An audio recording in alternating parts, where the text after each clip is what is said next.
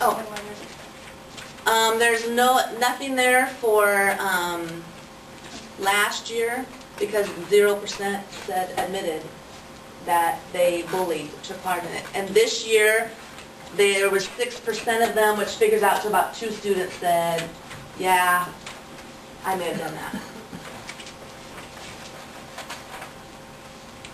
Again, for the middle school, it's the same data, percentage of boys and girls who have bullied another student.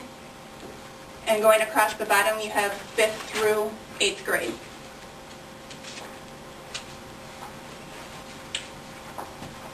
High school, you have 9th on the left, clear to the 11th grade. And it's the same question of if they've bullied another student 2 to 3 times a month, meeting that criteria of the definition. The next question that we looked at from the survey to show was, what are the kids reporting? How are they being bullied?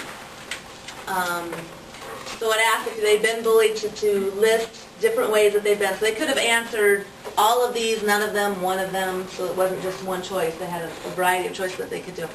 So this is from the elementary center. Again, you have to think about the percentages on the bottom are going to change a little bit, so keep that in mind. And what we really want to think about are, we're going to be presenting this information to the staff tomorrow. This is information for us as building teams, our PBS teams, which also work with Oveus, to start to look at, okay, if it's exclusion, if that's a big thing, how do we know that? Is that one that one's kind of hard because it's hard to see. Physical bullying is, if there's a fight on the playground, it's easier to see, whereas exclusion, they're leaving somebody out, almost has to be something that's reported to us, especially at the higher levels. The elementary, it might be easier to see that just because the kids might come in tears and say they're being left out, or so it's good information for us. These graphs that go horizontal are only this year's data. It was way too hard to put this much information into a comparison data from the 2 years. So we have both years' data, but we're showing you this year's current data of what the kids are saying, the types of bullying. And if you look at the bottom, the blue is girls and the green is boys.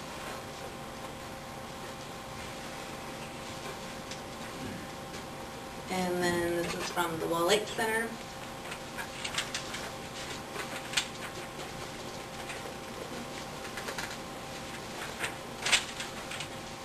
And for the middle school, this would be grades 5 through 8. So it's all the girls that took it and all the boys that took the BBQ in all of those grades.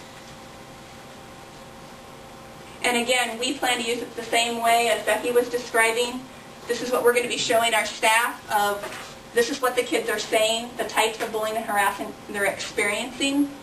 And that gives us a way to have a strategy of what we're going to do, how we're going to deal with it, what to look for, what to listen for, those kinds of ways. And here's the high school with the same piece of information.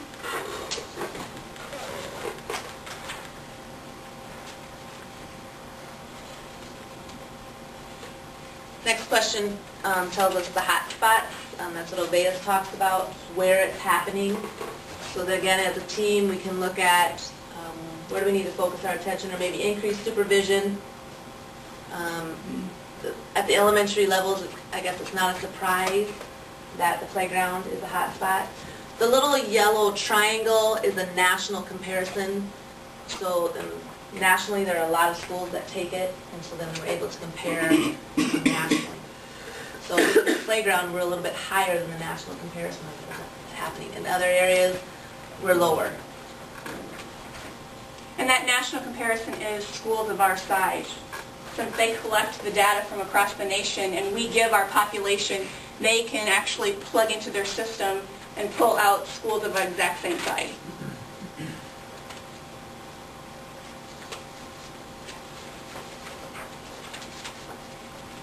Did you skip one or did I skip one? Did you do the Wally program? Yes. Here's for the middle school. If you look across hallways and stairwells, we've already addressed that last year. Mr. Olhausen and I did some talking with some teachers, and we knew that what the kids were telling us, so we kind of beefed that up a little bit. In class, when the teacher's not in the room, we talked a lot about that. It goes back to supervision. So we've been talking to the teachers, and we'll come back again this year to talk about supervision again. There's the third one says that in-class teacher in the room, that's 30%, and then the teacher's not in the room, and that's 36%. And you have to remember, this is of the entire population of the middle school. So last year there was approximately 282 kids in the building. Not everyone took it. I think I had about 15 that did not take the test either because they weren't there or they opted out of it. So it's a pretty high percentage of kids that took it. But again, this gives us very good information. And here's for the high school. What kind of reasoning is used for opting out? I just don't want to take it? Yep.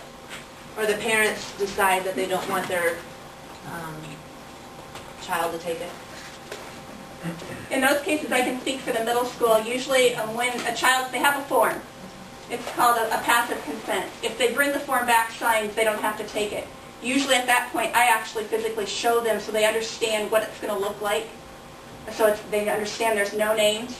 There's no way I can figure out who said what. We make parent phone calls to try to encourage as much. So parents have a better understanding of what it's about. Sometimes the passive permission comes back and they think they were supposed to sign it, so we just clarify that. Just so you know, you didn't have to sign it, and they'll say, oh yeah, I wanted to take it. So what should we assume from that? They're the troublemakers? Or nothing? We had really overall, I don't know that I had anybody not take it in the elementary for that reason. 11th graders, well that day we hit a day where there were people gone on business. 11th graders, a lot of the juniors were gone that day on a trip, and a lot of times, the year before when we had it, there was a big research project due, a writing project, and they didn't want to give up that prep or that period, even though it only takes approximately 20 minutes to give it. Some kids change their mind right in front of us. Oh, I'll just take it if it's only 20 minutes. That's your choice. Some just don't want to do it. They don't want to take the time to do it. And we find that the older they get. Sometimes they're just absent that day. That too.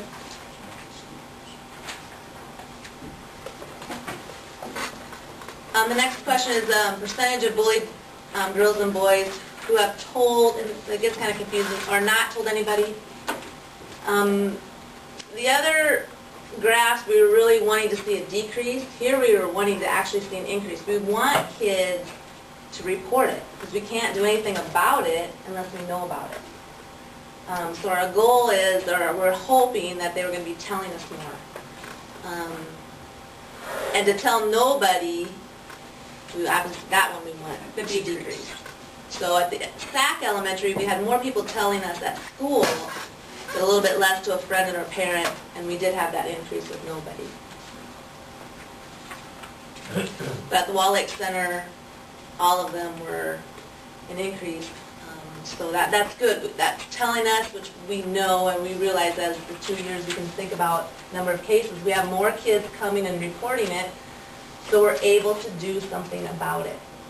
You know, if it's happening and we don't see it and we don't know about it, we can't do anything about it unless they report it to us. In the middle school, this is what we want to see. We want to see the black bar actually being taller for the first three and then shorter for the nobody. And we have theories of why this is happening. Kids talk to us. There's questions that kind of allude to it. And we're going to get more so that if you're wondering why the change, we're getting to that. In the high school data.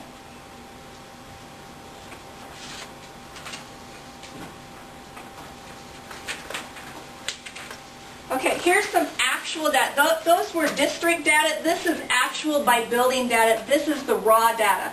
This is probably going to answer some of those questions I think that maybe was even alluded to in the letter to the editor.